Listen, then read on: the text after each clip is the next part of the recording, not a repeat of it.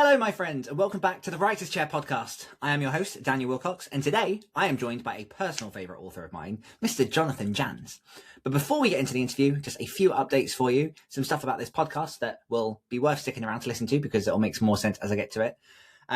But in a personal update, in Creator Dan World, I have finished a bunch of drafts and also sorted out a bunch of book covers. I have somehow find myself riding this wave of finisher energy. So I finished the first draft of book 5 of the Twisted Tale series. I'm co-writing with R.P. Howley, Rob, who's been on the podcast before. And that was about a week or two ago. And then I basically was like, what do I do next? I obviously need to take a break from that book. So what do I want to do? And I've been working on fiction for a while, dug through my pit of unfinished works from the last few years where things have just got a bit messy, and blew off the dust of a draft of a non-fiction that I'm very, very excited to say I've basically just cracked through the second draft of that. So 35,000 words of a non-fiction designed to help writers write more words, commit to challenges, do some amazing things with their books. And yeah, I smashed through that draft, and it was one of those that I picked up and I could not believe it's been 4 years since I last touched this book. I have now edited it. I'm very, very happy with where it is. I think it's going to be going to some readers soon. I need to work out what to do with that. And then I also then went ahead and there's 2 non-fictions and a fiction book that are basically done that I've been trying to work out what to do with covers for, that I ended up taking on myself and making some covers for them. And I am honestly thrilled with how they've come out, beyond happy with how they're looking. So for people who are long-term listeners of my podcast, you'll know a little bit about this, but I, back in 2021, released a book called The Self-Publishing Blueprint. A lot has changed in self-publishing since then. And so I've done a new cover for that, and I'm going to be editing that and updating it for a 2026 version that will be coming out later this year. The new non-fiction book, which I won't say anything specific just yet because I'm working out what I'm doing with it. Did a lovely cover for that. I'm really, really happy with how that's turned out. And then I've got a book that I've spoken about, a novella called The Nowhere Line, which I wrote a few years ago. Shopped it out to some traditional publishing people and agents, and had a few reads and some very, very polite declines. And I've just gotten to a point where I want this book out into the world. So I've done a cover for that.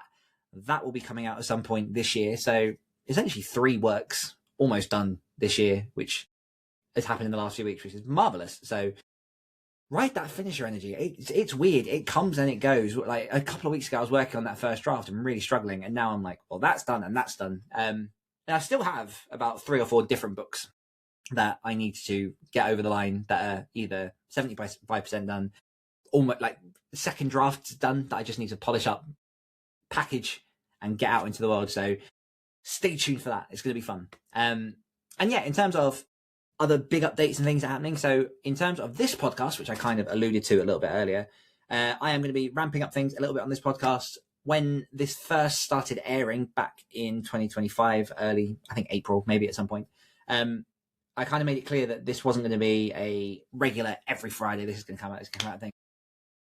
I'm going to change that, and I'm going to commit to putting an episode out every Friday, whether that's an interview that you become familiar with, whether that's a solo episode in which I just talk to you about different topics and different things to help writers from my over a decade's worth of experience in the publishing industry. Occasionally I might get a co-host guest come on and just help me run a show and have a bit of fun. You know, we've got Rob in the roster, we've got Luke in the roster. They don't know this yet. I've not said this to them, but could happen. And a few other surprise guests that I am trying to line up. And yeah, just focusing on spreading the content and sharing more of my journey. Because I think the last couple of years I've been quite reserved in what I've been sharing up front, and I want to just give a little bit more back. So if you want to come with me for this journey, if you were there from the start of the Great Writer Share podcast, or even way back on the Story Studio podcast that I ran with Luke, the Next Level Authors podcast, Activated Authors podcast, any of these, come along with me, ride this journey and follow. Make sure you subscribe to this podcast because things are going to ramp up a bit and it's going to be fun. And I'm very looking forward to it. If you want to take the next level up, I am also now restarting my writing Zoom sprints. So for those out of the loop, I used to run live writing sessions where you essentially jump on a Zoom room with me for an hour and a half. We would all gather, have a nice chat, spend about 20 minutes, 30 minutes in a sprint writing together so that you can have a dedicated point each week where you can sit down, say to your partner, say to your parents, say to whoever, I need to write at this time. This is when everyone's meeting. Jump on the Zoom, get your words done. And that happens every week. And it was successful. I enjoyed it. Lots of people got work done, including myself. I'm often writing in those sessions or working on some crazy scheme as I do. And so if you want to join those, check those out. That's all over at my website. I'll put a link in the show notes, but that's at danielwillcocks.com/the writer's room. At the minute, I am collecting registrations of interest. So if you go on there, just click the button, jump on the list, and then I'm potentially looking at getting those running in the next sort of 3 or 4 weeks. So if you're interested, here I am, and come live, join me. And the best thing about those that I found was, as I say, if it's an hour and a half session, we jump on, we talk for 10 minutes. Anyone's got any problems with their work, we can discuss that. I can give live advice to you straight away. Jump into a sprint for half an hour, get words done, awesome. Bam, smash. 5 minutes of break, 5-10 minutes of break, awesome. Okay, chill it down. More questions. If you get to a point in your work in progress where you're suddenly like, oh crap, what do I do? We can ask the room, you can ask me, and I'm happy to give those answers to you. And then another half hour of writing, bam, more words, awesome. You are so much closer to finishing that book. So I really, really love the value of these. I really love being in the room with people and seeing what they're getting done, and the fact knowing that they are getting all this stuff done. So again, that's danielwillcocks.com/the writer's room, and the link will be in the show notes. And then my final little call out I'll do is once again, matching season. So I am working on a charity anthology, which I am looking for stories for. So these are 2,000 to 5,000 word short stories. Generally in the realm of dark fiction, this is going to be a dark sort of horror-y, dark fantasy anthology. So if you want to submit your stories, have me and my team read through them, look for the best of the best stories to go into this anthology, get them in, get your stories in. And the best part about this is that it's a charity anthology. So every single penny raised in profit is going to go to Mind, which is a charity which is incredibly close. It's a strong charity. Oh my goodness, incredibly close to my heart. So if you want to help raise money for charity, if you want to get your story seen by individuals across the world, if you want a really cool, the cover is amazing. So again, like another cover this year that I'm so happy with. So if you want to be in that anthology, if you want to see the cover, head on over to devilsrockbooks.com/submissions, and all the information's over there. Deadline is the 28th of June. So from the time of this airing, that's a month away. If you listen to this in the future, which, I mean, it's you're going to be compared to where I'm sat here now. If you listen to this in the future, 28th of June, 2026 is your deadline. And yeah, I want to see your stories. I love the opportunity to publish some of the people listening to this podcast who are, you know, just out in the sphere of people aware of what's going on. So devilsrockbooks.com/submissions. Today's guest, Jonathan Janz, a very, very personal favourite of mine. I am a huge fan of Jonathan Janz's work. I first discovered him when I read his book Wolfland, which is tremendous. If you love werewolves and horror and small towns and carnivals, Wolfland is insanely good. Savage Species, Raven, I forgot his fantasy one, but all these different books. Jonathan is very, very prolific. The thing that I think a lot of people might connect with listening to this is Jonathan Janz in his daytime is a school teacher. So a lot of his writing happens during the summer. And we go into this in the interview in some fair depth. So if you are listening to this and you're worried about time restraints and restrictions in terms of getting your book done and just writing slow and stuff, Jonathan's a perfect example of how this can be done and how this can be done well. So in this interview, we go into things like how a cold letter to Brian Keene in 2010 or 11 became one of the most important relationships of his writing life. Ketchum's 2-word philosophy on fear. So Jack Ketchum is the author of Girl Next Door, which is brutally dark. It's wonderful. And why Jonathan returns to it every time he sits down to write, and how writing 6 hours a week during the school year and still finishing a novel, the mass of constrained productivity, helped him publish all of these books that he's written. So one more thing to note, this interview was recorded in May of 2020.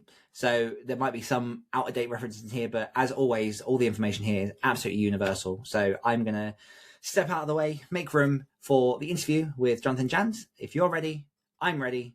Let's pull up a chair and get into it. Jonathan Janz is the author of more than a dozen novels and numerous short stories. His work has been championed by authors such as Joe Lansdale, Jack Ketchum, and Brian Keene. He has also been lauded by Publishers Weekly, Library Journal, and School Library Journal. His ghost story, The Siren and the Spectre, was selected as a Goodreads Choice nominee for Best Horror.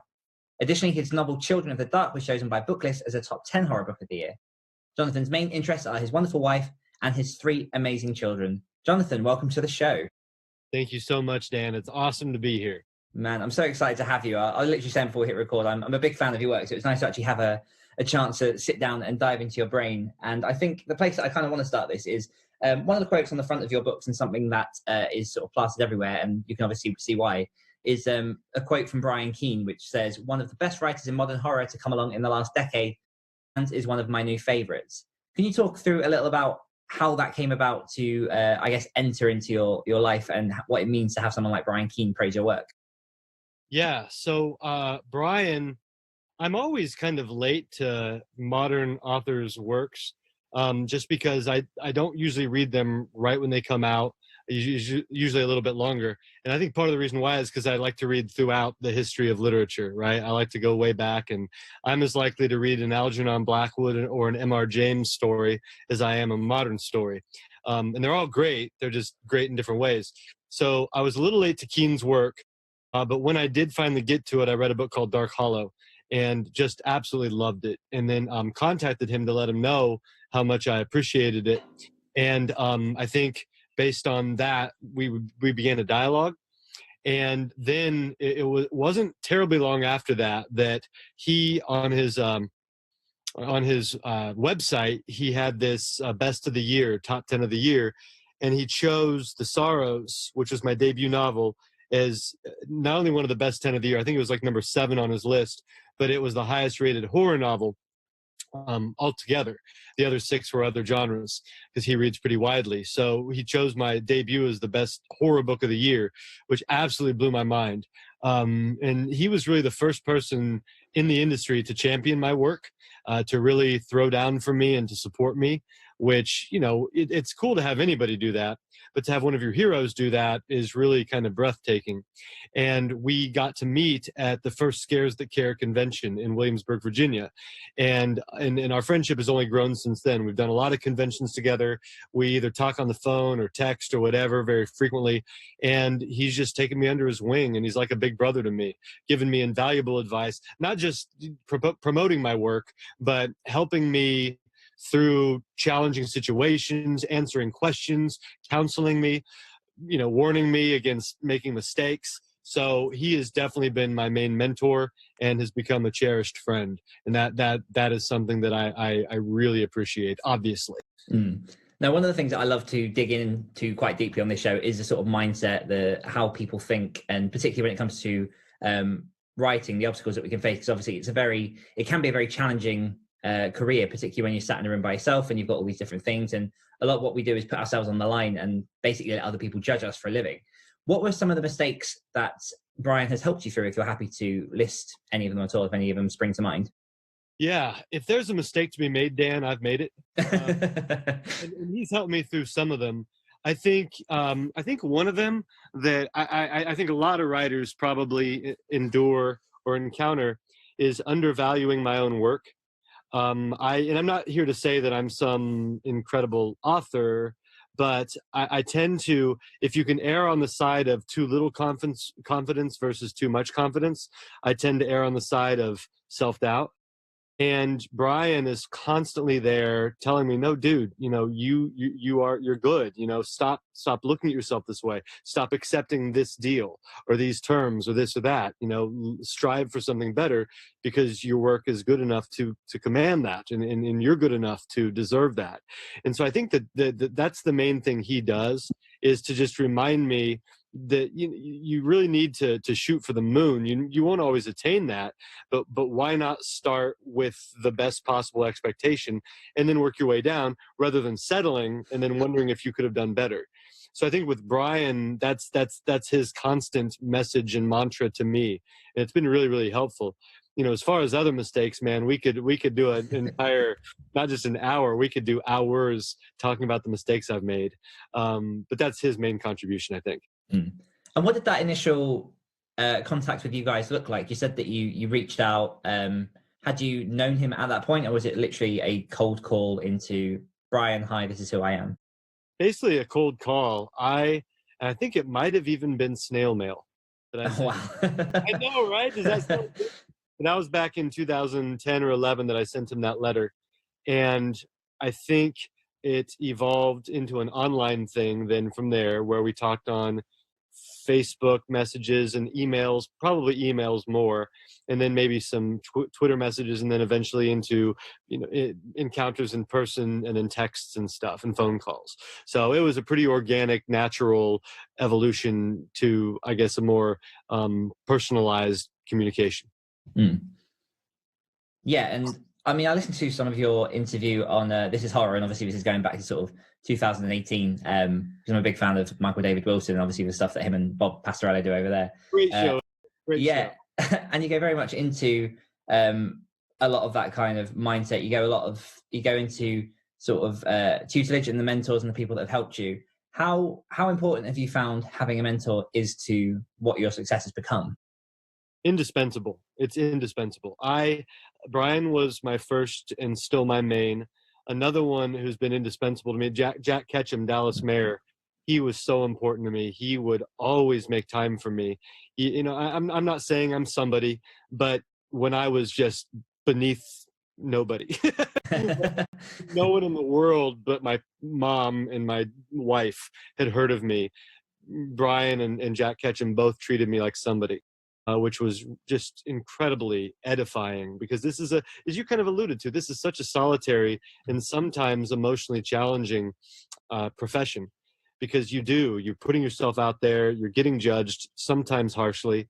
And then after, of course, Dallas passed away, unfortunately, just a beautiful man.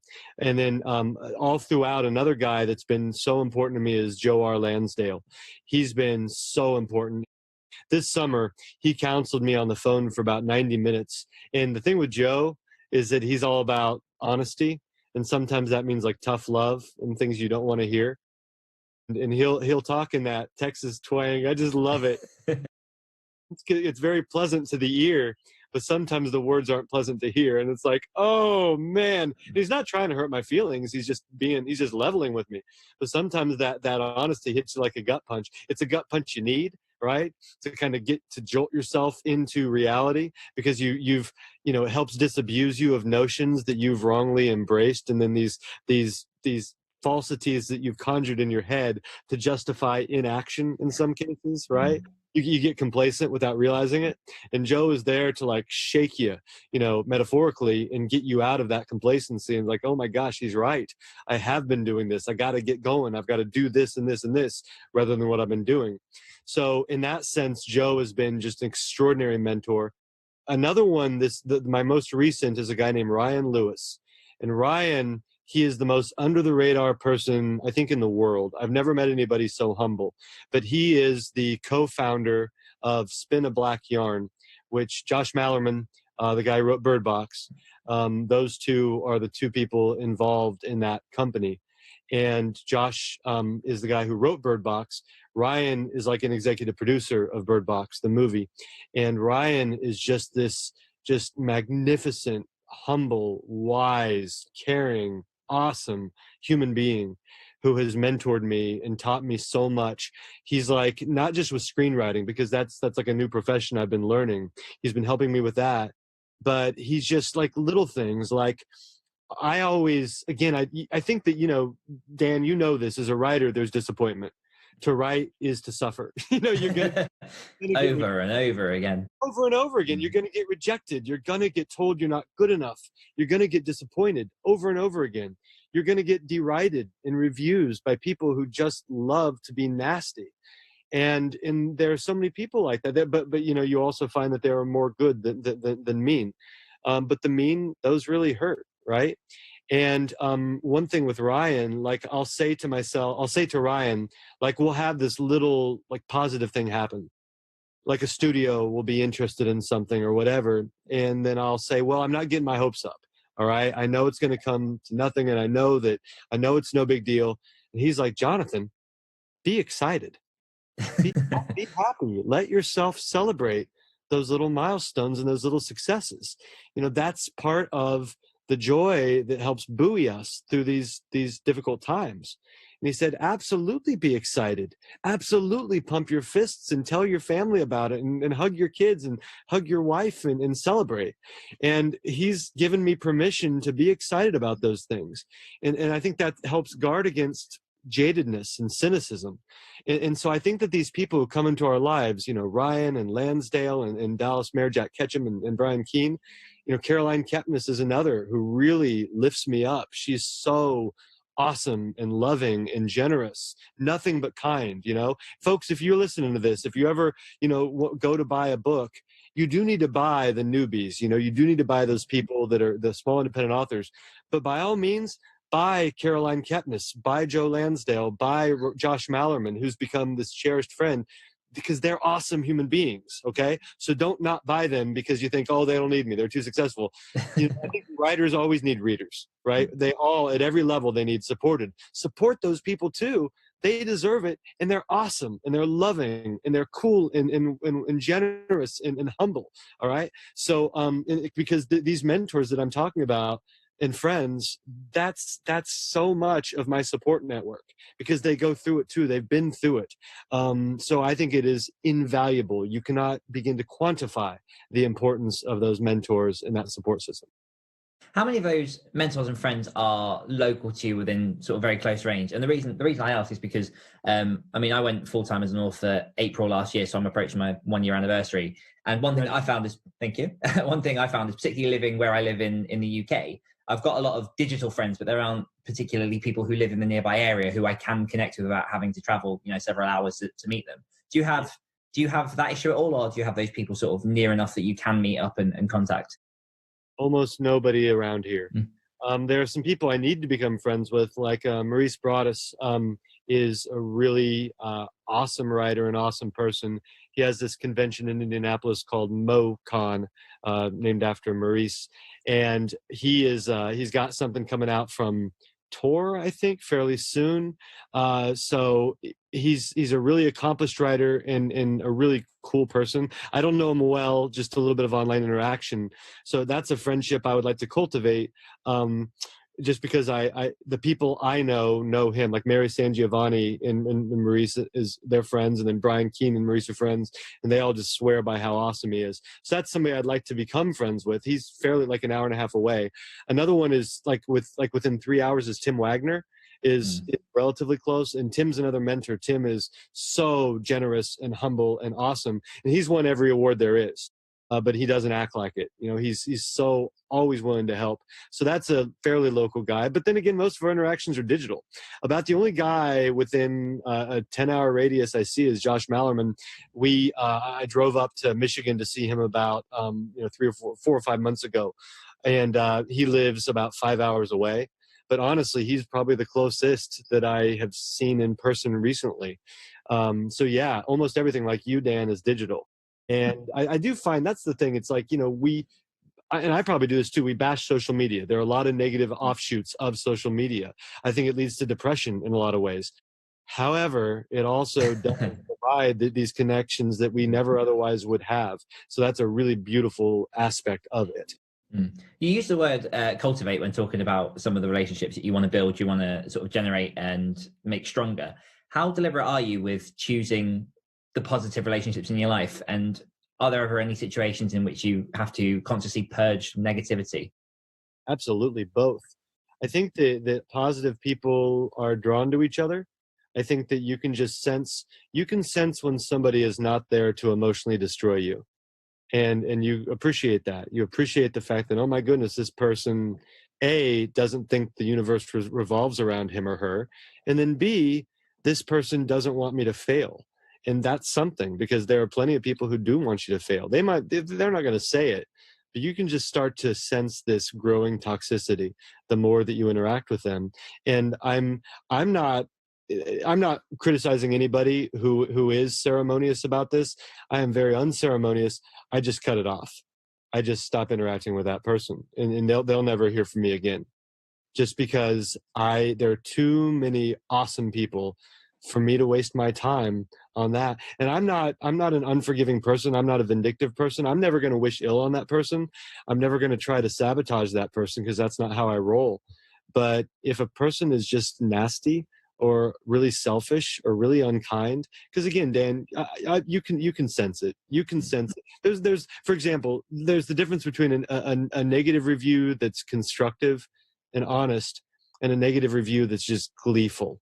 and just cruel. And you can just tell the person is enjoying, and maybe it's because I'm a parent and a teacher, but, you know, I see in every writer somebody who is, you know, I see my students, I see these people who are trying to learn and trying to express themselves and trying to live their dreams.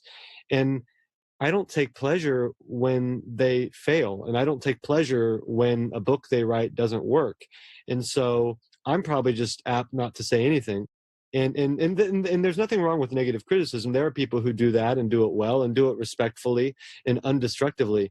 But just for me personally, I would never want to be somebody to kill someone's happiness or passion or joy or self-image. And so I try very hard not to do that. So when I do notice that toxicity, I just go the other direction and I gravitate toward. You mentioned the people on This Is Horror, Michael and Bob. They're genuinely kind human beings. And I've never met either one in person, but I can just tell that they are the kind of people that want others to succeed. And I respect that. So yeah, I've got an upcoming interview with Michael David Dawson. For people listening, so a little teaser for you guys there. Within the next few weeks, you'll be listening to him and getting some of his insights. Yeah, but I want to jump back a little bit, because I know that obviously to people listening now, there's definitely the interpretation that you're this massive positive guy. You've got all this really good mindset, skills. It's all and you are, and that's definitely how you come across. But it wasn't always that way for you, and obviously you started with quite a dark and troubled childhood. So at what point do you feel, was there a turning point in your life in which it suddenly started to go the other way? Were you trying to be positive during those darker times when you were younger? And obviously, if you want to go a little bit into sort of what those how your childhood was, then by all means go ahead. Yeah, that's a great question. I think I try to tell my son this, because I never want my son, and again, I'm not saying I'm some great person or whatever, but I never want my son or my daughters to feel like they have to copy this trait or to be this or to be like me in whatever way. Because what I tell my son is, you're looking at somebody on down the road. You're not looking at the 14-year-old kid. You're not looking at the terrified 4-year-old or 8-year-old, or honestly even the terrified 35-year-old that I once was. You're not looking at any of those versions. You're looking at somebody who's come out the other side of those things and is still deeply flawed and still has massive insecurities. And so, yeah, I think that, you know, my mom, my grandfather, my grandma, my aunt, all 4 of them helped raise me. And they've always been very supportive of me and very positive, and that helped. You know, when I was a really little kid, it was my father, he was out of the picture sort of by the time I was 4, but that wasn't a very good situation. And so I think because of that, because of the interactions I had with him, I was very fearful as a child and remained that way for a long time. So I've always known fear, and I've always known insecurity and doubt. And you know what, maybe I don't mean to make him the boogeyman. He passed on a few years ago. You know, maybe some of that is my hard wiring. Maybe that is my natural. I do believe it's a combination of nature and nurture, and maybe there are parts of me that were just predisposed to be insecure or fearful or whatever. But I really tend to doubt myself. I tend to feel like I'm not good enough for whatever reason, or combination of reasons. And so I think that what that does, though, I think I can do two things with that. I can turn that into, let that become bitterness and anger and turn that outward. Or I can let it turn inward and make sure I don't make others feel that way. What that also sometimes tends to lead to is this self-abusive cycle where I'm constantly, so this sounds like I'm sounds like I'm just bizarre, but I'll wake up every morning and still, as I shower, I'm assaulted with my mistakes. Like every mistake that I can remember just hits me as I shower. And sometimes I'm like writhing in like my head under the shower head, trying to rid myself, trying to wash away these mistakes and the pain I feel and the guilt that I feel because of sometimes how I've negatively affected others. And so I think that what that does, it motivates me to not make others feel that way. I got to tell you, my grandfather is one of my role models. He's 94. He turns 95 in April. And he had a really rough childhood. My great grandfather, whom I never met, was a very unhappy person. And he used to call my grandpa fat, stupid, lazy, all kinds of horrible things. And my grandpa had no confidence at all, none. And, he had two ways to go with that. He could have either perpetuated that cycle of verbal abuse and made other people feel bad, or he could know how bad it was and try to make others feel better. And that's what he did. He is one of the most loving men I've ever met. He's a loving father to my mom, loving husband to my grandma who passed on, and a loving grandfather to me. And then I think I tried to model that. I try very hard with my students. I try to be extra sensitive to them to make sure that they at least have that one period of the day where they're accepted and when they're cared about and valued. And then I try again, I don't always succeed, but I try to do that with my students and my kids, my own children and my wife. I try so hard for them not to feel the same self-doubt and self-abuse that I engage in. And I try to get them to, and it's painful because it doesn't always work. I see one of my daughters, she doubts herself a lot. And my son doubts himself too sometimes. And the thing is, they're extraordinary. They're amazing human beings, but they don't always see that. So I try very hard to not erase that pain, but to get them to think of themselves differently and to think of themselves the way that I do, which is to see all the beauty because they're just awesome. So sorry about that. I feel like I'm giving these really long-winded answers. No, they're perfect. The questions are really good. So that's why. So blame Dan, listeners. Blame Dan for my long-winded. Completely my fault. And it's fantastic as the host when the guest is talking lots and lots because it means I have to do less. But no, absolutely. Thank you for sharing that as well. And I think one thing to highlight there is, as you so eloquently put, is it's a process. And I know that something that I've never fully really, I don't think I've ever shared in public was, I know that when I was at college, I went through 2 years of what is essentially this solipsistic self-punishment cycle. So I was very much similarly, I would end, rather than the beginning of the day, waking up and going through all those thoughts, I would end the day and literally in my head list every single interaction I'd had with a person and why that was stupid and why that sucked and why that could have been better. Absolutely. And to come out of the other side of that and to be in a position where you've learned from that experience, you've grown, and you're able to take whatever lessons you've learned into other areas of your life is very, very beneficial, and something that, like you say, particularly people who are quite young in their journey haven't yet experienced enough to be able to use that and have that in their toolkit. Yeah, no, and I think what you just said is that's my life, man, that going to bed and trying to sleep and being unable to because you're going through everything. You can have an interaction. I had an interaction with Ryan last night on the phone. We talk on the phone every other day and text every day. And I made a joke at the end. You ever you're talking to somebody and there's a natural conclusion to your conversation, right? And it should end there. But then occasionally we just try to get one more funny quip in. I mean, not a mean one, not making fun of anybody, but you're like, oh, that was so lame. Shut up. I should have let it end before. And I did that last night. I went back to a joke I'd already made and it had been played out. And then I'm like, you idiot, what's wrong with you? Ryan thinks you're such a tool. and he probably didn't think anything of it. But then I'm just sitting there, beating myself up like, can't you just shut up when it's time to shut up? Conversation sooner next time. So I totally relate to what you just said. But then the truth is that you probably won't finish earlier next time, and you'll probably still do the same because that's just part of the fabric of who you are. Probably, yeah. Because I know I'm exactly the same. There's always that. You always have to be the last word. I'd love to go back a little bit into. So obviously we've done a lot of mindset stuff. I'd love to go a bit more into craft and your journey into horror and everything else. One of the things I picked up in one of the interviews I listened to was. Number one, I found it astounding. You said you hadn't read anything until you were 14 years old. And then when you were 14, you picked up a Stephen King book, as is most people's entry point into books in general. It doesn't even have to be horror. But my question around that was, well, kind of twofold there. Number one, how had you managed to avoid books for 14 years? And I don't judge it in any way because I've got a brother who's, I think, how old is my brother? He's 30 now. I'm pretty sure he's never read a book cover to cover in his life. It's just not part of who he is. And the second one is, what Stephen King book was it, and why was that particularly so gripping for you? Yeah, I think the first question is a pretty straightforward answer. I didn't think I was smart enough. I didn't think I was smart enough to understand it because I felt intellectually inferior. I had convinced myself that I was an imbecile, and that's why I didn't try it, because books represented to me my own ineptitude, my own lack of intelligence. And then as far as the King book, it was the Tommyknockers. And it's so funny because King himself, when you get to nobody ever gets to where he is, and nobody ever gets to his body of work. But King is to a point where he can say, well, I like this book and I don't like this book of my own bibliography. He doesn't like the Tommyknockers, if I remember correctly. I think two he doesn't like very well are the Tommyknockers and Christine. I'm pretty sure those are two that he's not fond of. And the thing is, though, is that the Tommyknockers, King at his worst is, in my opinion, really, really good. And the Tommyknockers was so transporting to me. It was so mesmerizing, so interesting.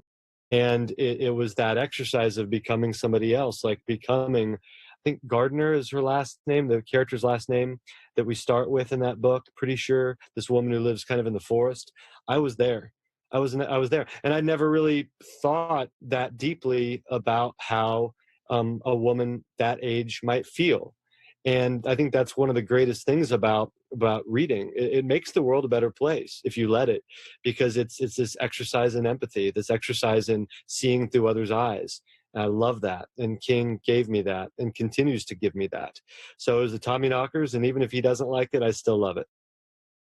And how do you approach reading now? Because I know that in my personal experience, growing up, I read a lot. I used to love reading. I still love reading. But I remember distinctly points in my life in which hours would go by. You're in this world, you're transported, you're just genuinely not in your body. And I find now that when I'm reading, I'm either in one of two modes. And number one is I'm transported and I'm gone, and like I'm deep in the book and I'm just tearing through the pages. As was the case with Wolfland, and also with Josh Malerman, who we obviously mentioned earlier. His Bird Box I read last year, and it was another one that just carried me through the pages. So good. There's that mode. Or there's the over-analytic mode of me trying to study every sentence as I'm reading it and try and work out what it is I love about that sentence and break it down. There isn't really a middle ground for me. I don't know. Is that sort of familiar with you? How's your approach to reading changed? Yeah, I think what I've become is a very slow reader, and I read much more slowly than most people I know. And I think really those two things you're talking about, that being transported, that entertainment feeling, or the feeling of studying it and being analytic, for me, they've become really intertwined, and I do those both simultaneously. And I think that's because of what I do for a living. I'm constantly, like today, my students and I were studying a play called The Miracle Worker, and by William Gibson, about the life of Helen Keller and Annie Sullivan. And we're studying that as a text. And so as we're reading it, yeah, I'm entertained by it, but I'm also studying William Gibson's word choice. And tomorrow in my creative writing class, we're going to study this short story called Prey, Prey, by Richard Matheson, which has been made into a short movie several times, most famously with Karen Black in this made-for-TV movie called Trilogy of Terror. And as I am entertained by that story by Richard Matheson, I'm always entertained by Matheson. I love him. I'm also studying his craft. I'm studying his sentence structure. I'm studying the way that he will set up a scare by diverting us. He's like a magician with a sleight of hand. And so I do those two things simultaneously because that's as a teacher, that's what you do. And I also teach film literature. So today we studied Vertigo. And I'm entertained by Jimmy Stewart's performance. I'm entertained by Kim Novak. I'm entertained by Bernard Herrmann's music and Alfred Hitchcock's direction, but I'm studying them as artists. And now I'm studying the screenplay in a new way that I never would have before this past August when Ryan started to, teach me how to write a screenplay. So I'm simultaneously enjoying it and picking it apart in my head. And I'm not doing that because I'm any great scholar or anything like that. I'm just doing it, and I do that here at home when I read before bed. I'm reading a Tananarive Due short story collection called Ghost Summer, and I'm doing the same thing as I read her work because A, she's a genius, but then B, because she's also really entertaining. And I think that's just because I'm so conditioned to do that every day as a profession. I now do that when I watch a movie with my children, when I read a book in bed. I do that all the time now. And I think that's just because I'm programmed to do it. Does it ever hinder you? Do you ever wish you can switch it off, or are you happy with that approach? There was a time for a while that I was annoyed by it because I'm like, stop looking at, stop paying attention to the edits, the cutting in this movie. Just let the Avengers try to destroy Thanos. Stop paying attention to the cross-cutting among these different sets of characters. So sometimes I get a little self-remonstrative and annoyed with myself, but mainly it's just now kind of my reality. It's like my little cross to bear. But it's also kind of fun, I like that. I like that I look at it in my own way, and I kind of embrace that. Honestly, man, Dan, it wasn't until my early 40s that I began to accept myself. And it's like now, in my mid 40s, I can just kind of accept myself for the weird nerd that I am, and just kind of go with it. And yeah, and sometimes my kids roll their eyes at me, but but it's fine because I can roll my eyes at myself and still accept myself. What changed for you? At what point did you sort of embrace that self-definition of yourself? I guess it was, honestly, it was the love of other people and the acceptance of other people.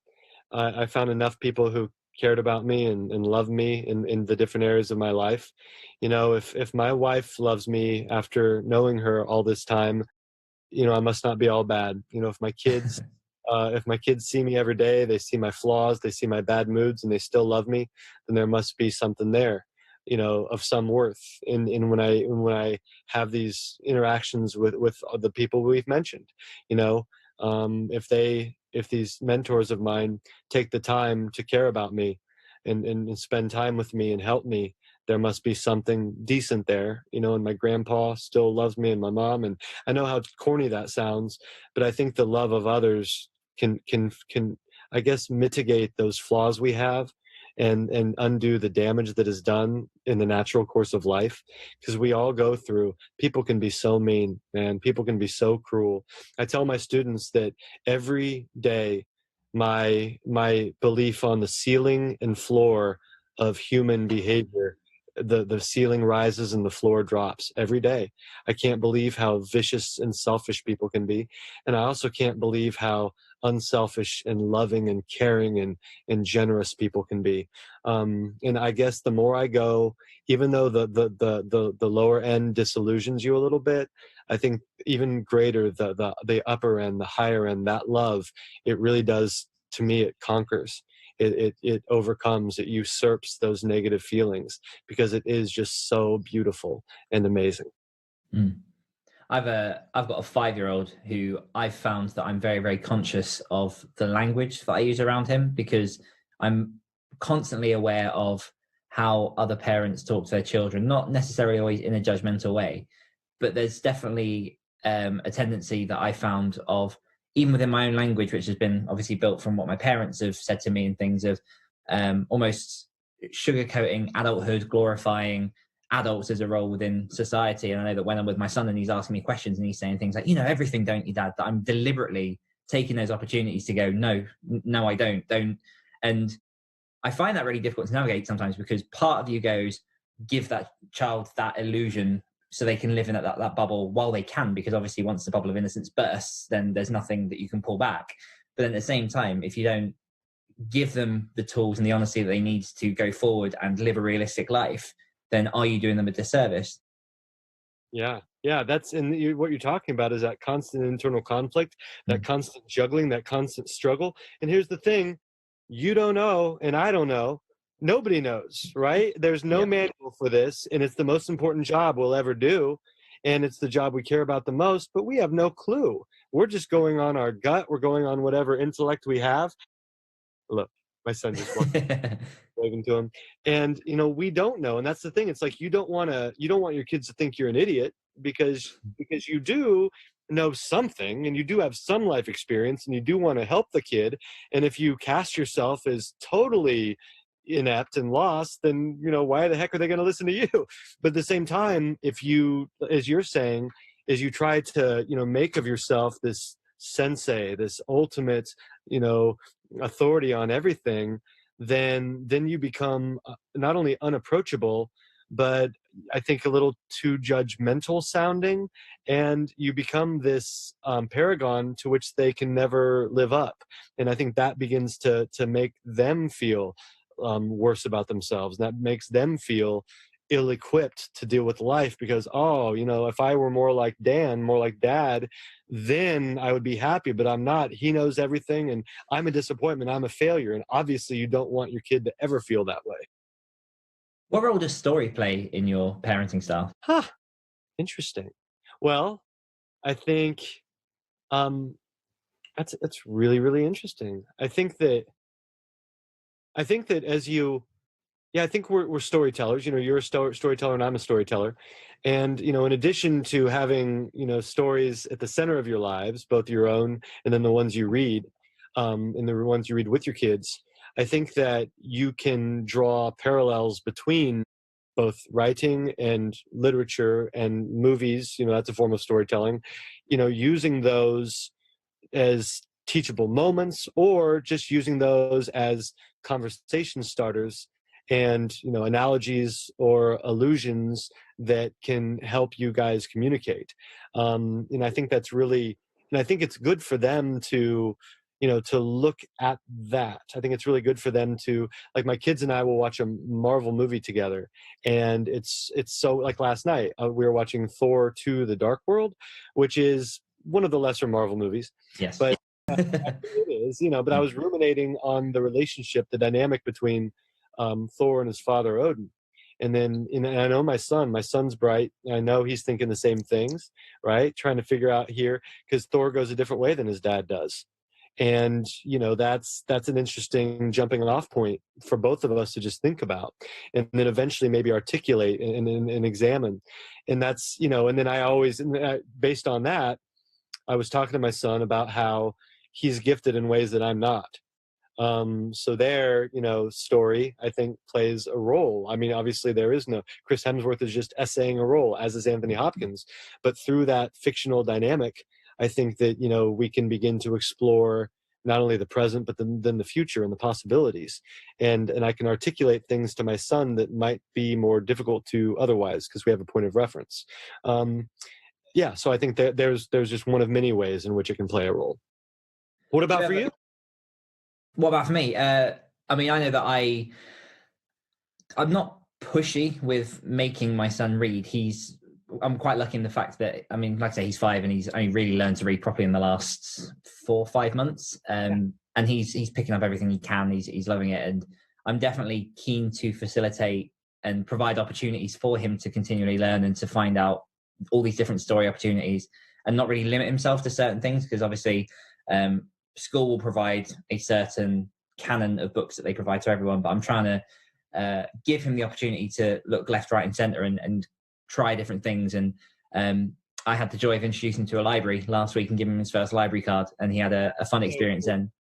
Yeah, but I'm just aware that the more you push something, the more kids push back. So I'm providing the opportunities. I'm giving him this plethora of things to explore, and then if he picks up, he picks up. And for me, I actually last year wrote a children's book specifically for him to teach him manners, and I had a school friend of mine illustrate it and put it together. So even though it wasn't so much to push for sales, for me it was literally a selfish endeavor of providing something for him to read. And that experiment's worked well, and he loves it, and he's featured in the book himself. But yeah, I think lots of different avenues. Like you say, there's film, there's TV, there's every opportunity to show him that good can triumph when bad shows its face, and use that as a jumping off point to teach some lessons to him. Well, absolutely. That's the thing here, and I know I'm sticking with movies here, and we're both readers, of course. But then again, I tell my film lit students, we do have a textbook. It's every film we study. That is our text, and it's Reading in the Dark. And a character that my son and we've been rewatching Marvel movies is Captain America, and it's been so just enlivening and invigorating for me. I'm as starry-eyed and wide-eyed and impressionable now as I was when I was my son's age, who's 14, when I was at age 5 or 6. I am completely impressionable, and I'm still influenced by what I see. I mean, not in negative ways, but in positive ways. And I think the character of Captain America, it's just, people roll their eyes, oh, that's so simple and corny and cliche. I don't care. When he tells the doctor quizzes him and he says, you want to go kill Nazis? He says, I don't want to kill anybody. I just don't like bullies. It's like, oh my gosh, that's so important. What a lesson. What a great way for somebody to think, and what a great way to frame one's approach to that difficult situation or any situation. And it really, I think stories like that and characters like that, they remind you of what you really believe, and they remind you that it's good to believe that, and it's good to live by that. And so I cherish the different stories that we consume and study and experience and all that they bring to our lives. Like, I wish I could meet Chris Evans. I wish I could meet him and shake his hand and just say, man, thank you so much. Thank you so much for inspiring not only my son, but for inspiring me. And honestly, when I follow him on Twitter, he's inspirational there too. Right? Trying to argue for a more inclusive society. I think he lives up to Captain America in real life. Just a cool dude. So anyway, I know I sound like a nerd here, but I don't care. I'm good with being a nerd. No, I'm absolutely the same. And I think particularly when it comes to Chris Evans, I know that I was one of the naysayers that was apprehensive about him taking that role, obviously after he did the whole Human Torch thing and everything else. And I was like, okay, how can you really bring this?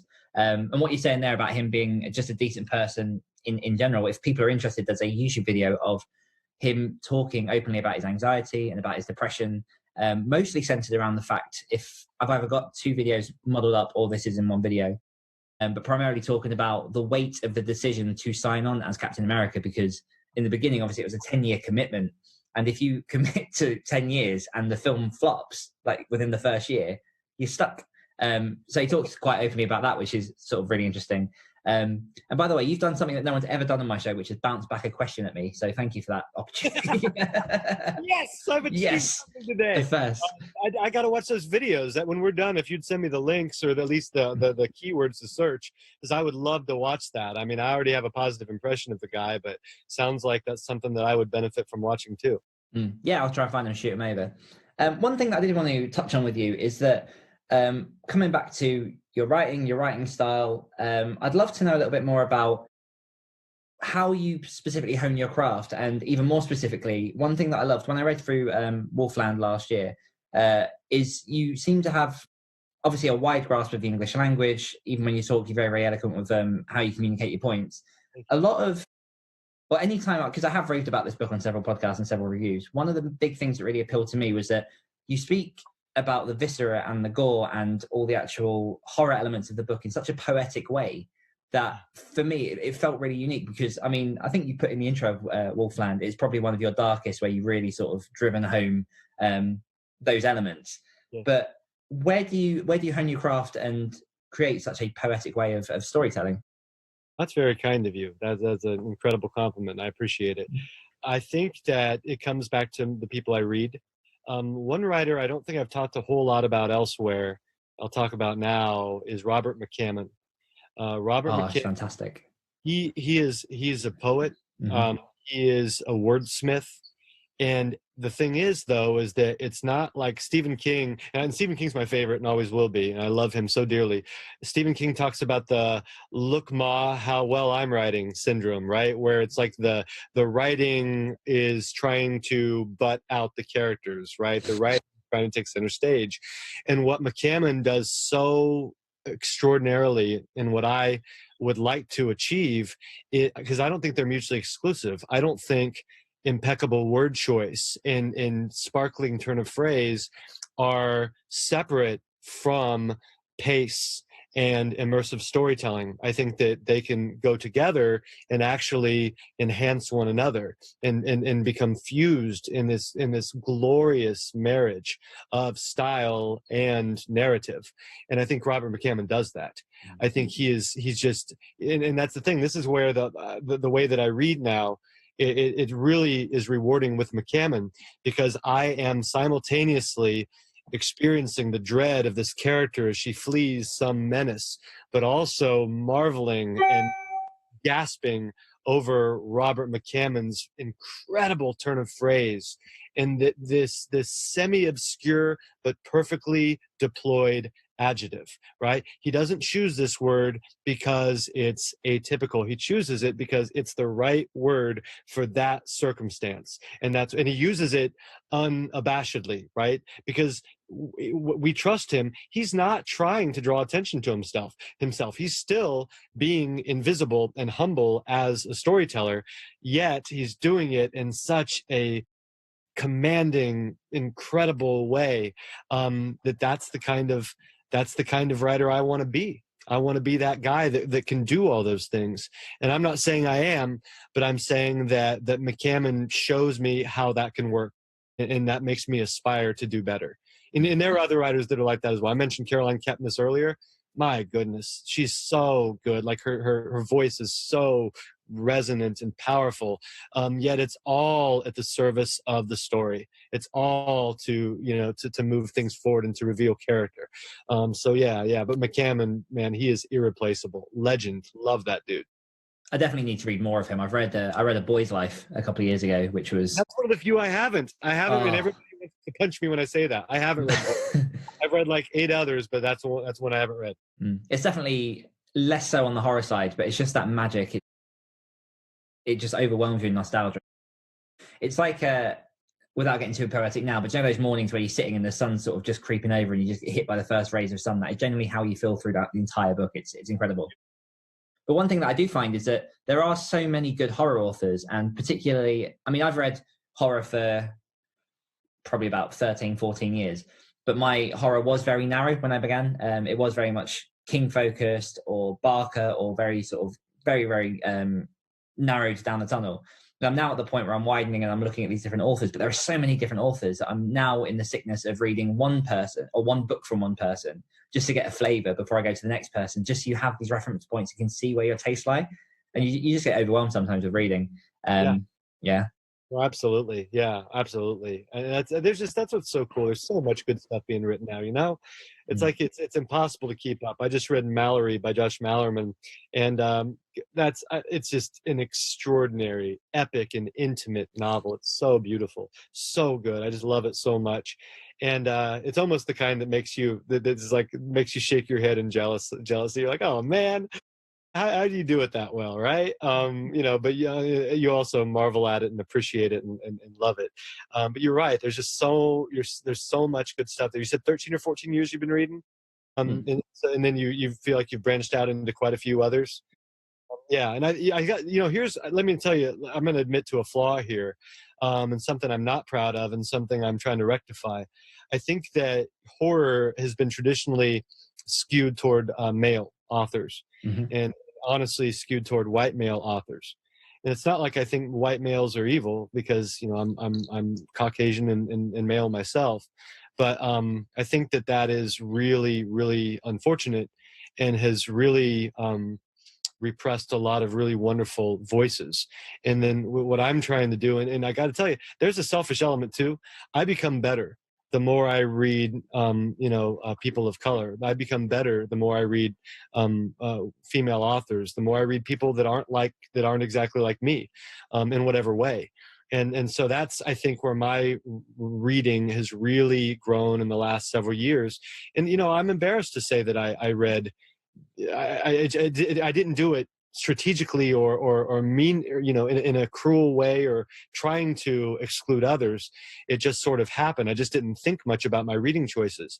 But now that I'm reading, with greater diversity, it's not only, opening my eyes to different experiences, it's making me a far better writer.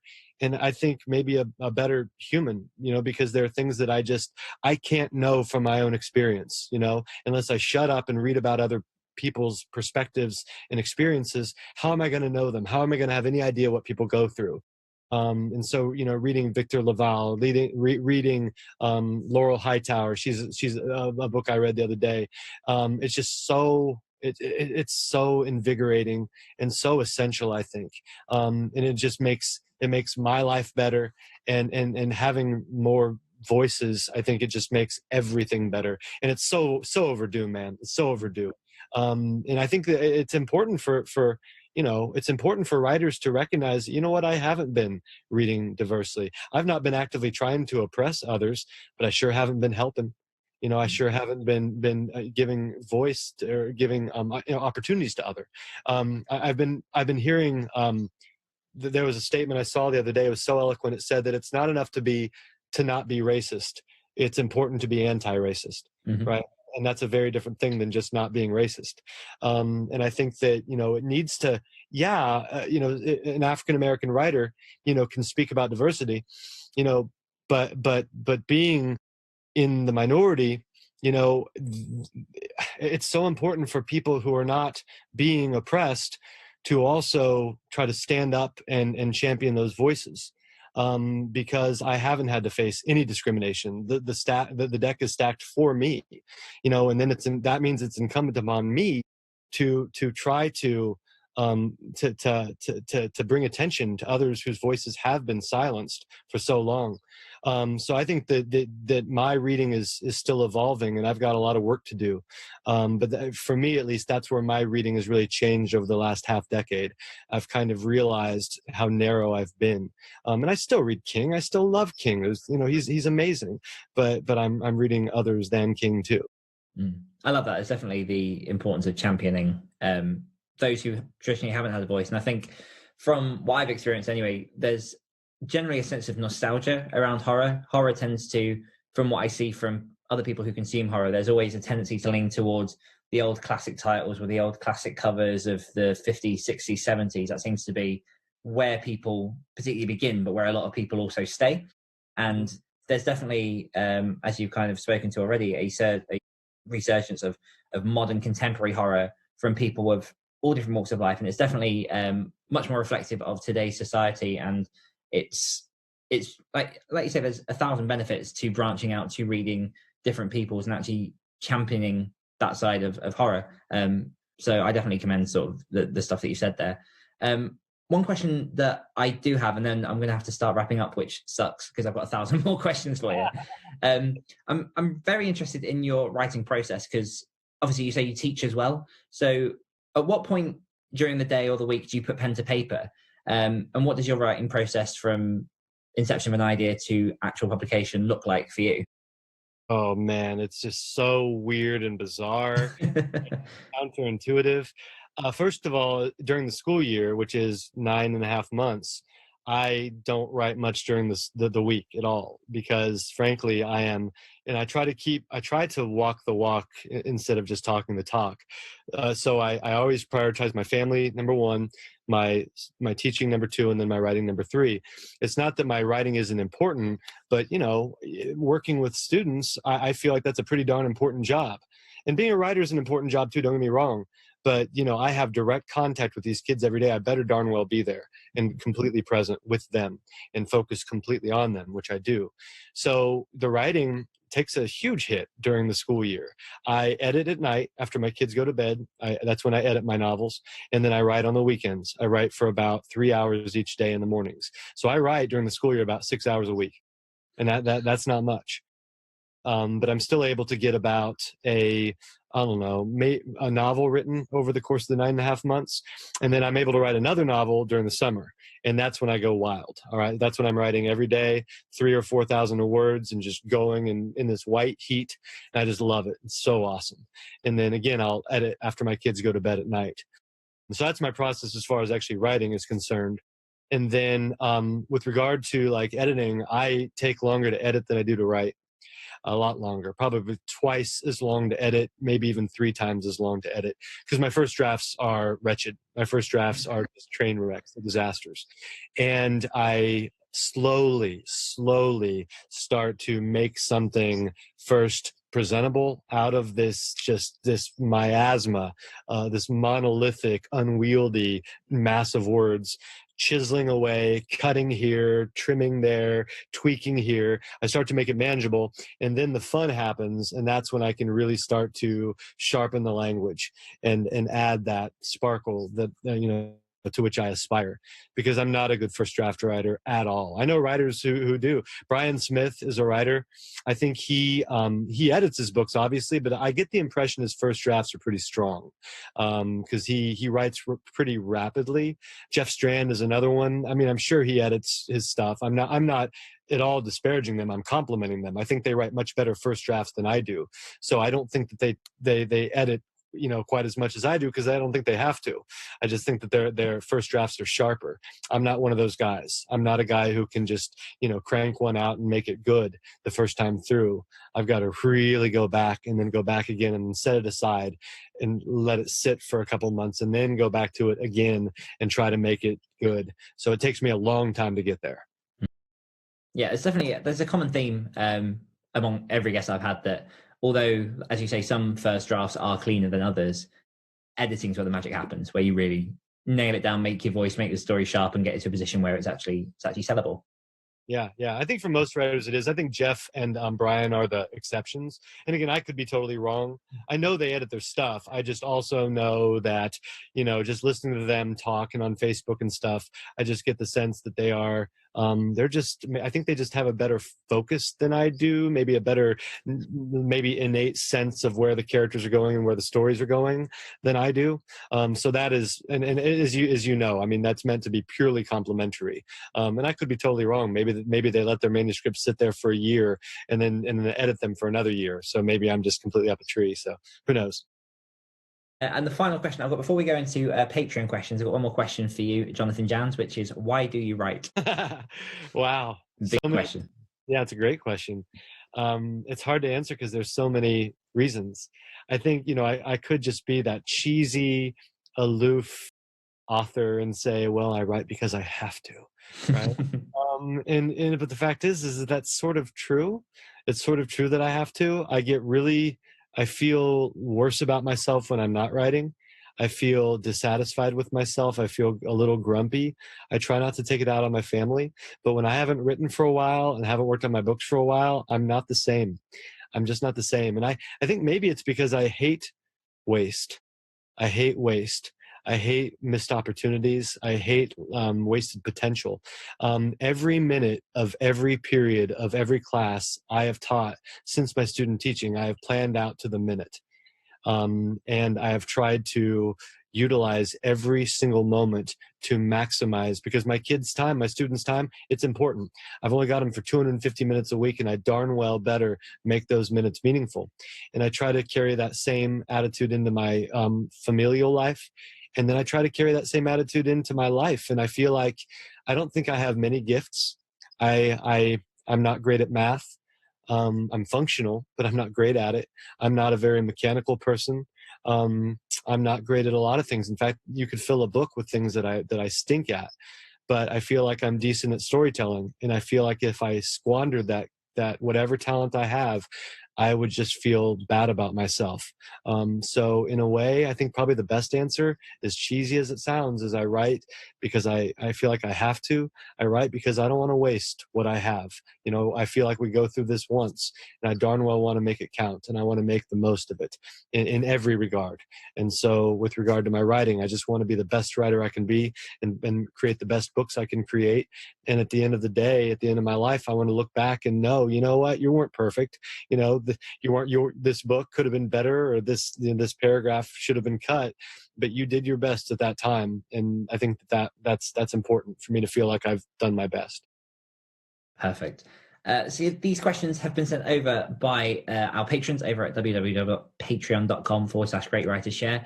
I've only really got time for one or two before we jump into the quick fire round, because I want to be respectful of your time. But the first one is, what is your top productivity tip or the go-to habit that keeps you on track? Give yourself permission to suck. Best advice I've ever heard. I go back to that again and again. When I do write, I set myself a goal. It's 3,000 or 4,000 words every time I sit down to write. And I try to clear out about 3 hours to do it.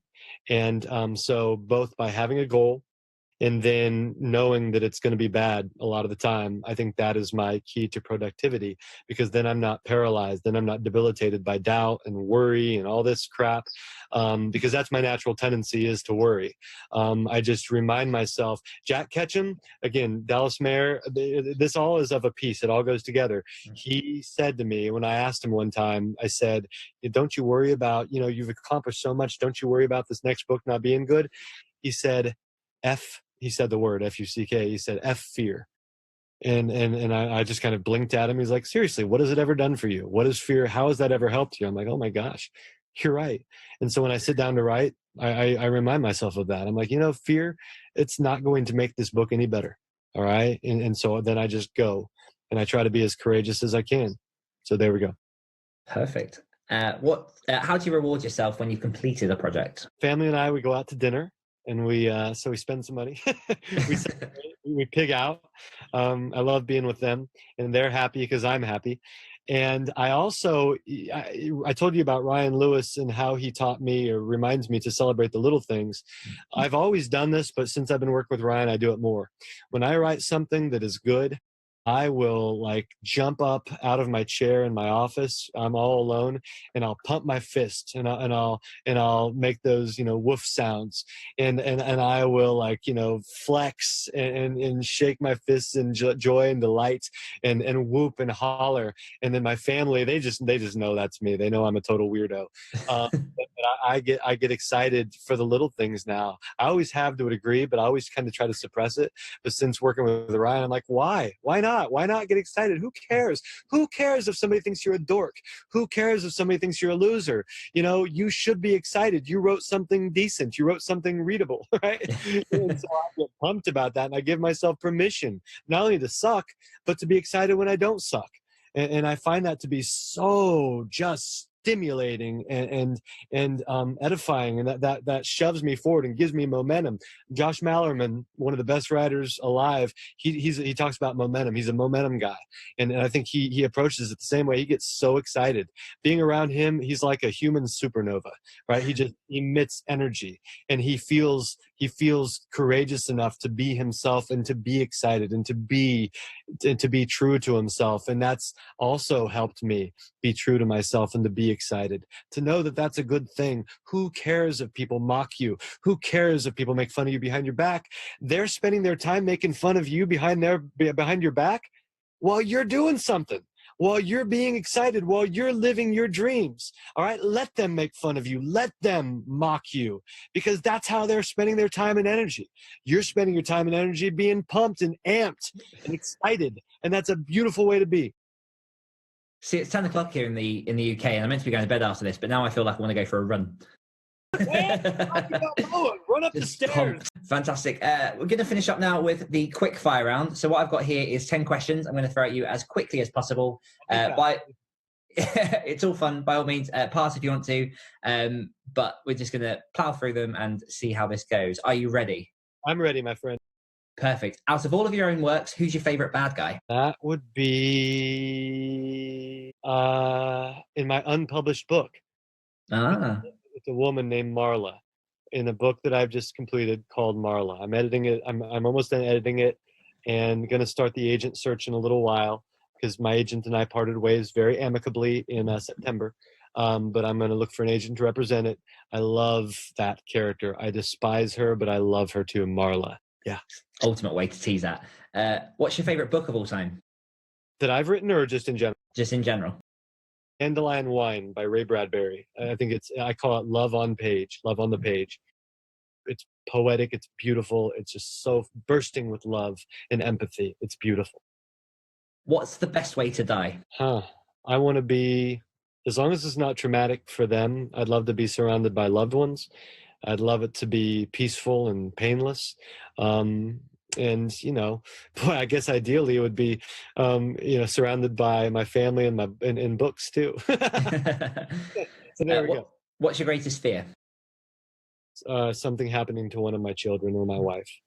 Something happening to one of those four. That would, I don't know how people move on from that. I don't know how people, you know, keep going after that. I just can't imagine something happening to my wife or my kids. Who was the last writer to scare the crap out of you? I love asking this to horror authors. No, that's great. I gotta say, I've been reading a lot of good stuff. I'm reading the new Daniel Krauss is really good, and it's scary. His new zombie book, Living Dead, is quite good.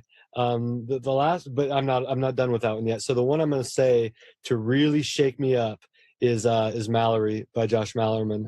That's his upcoming book. That is, it's just so visceral, and the relationships and characters just resonate so, and they ring so true. That one really unnerved me, really had me like staying up at night, even after I was done with it, not able to sleep. Yeah. What's the worst film of all time? Shark Exorcist. My daughter and I, Jewel, she's 12. We just watched it. She wanted to see.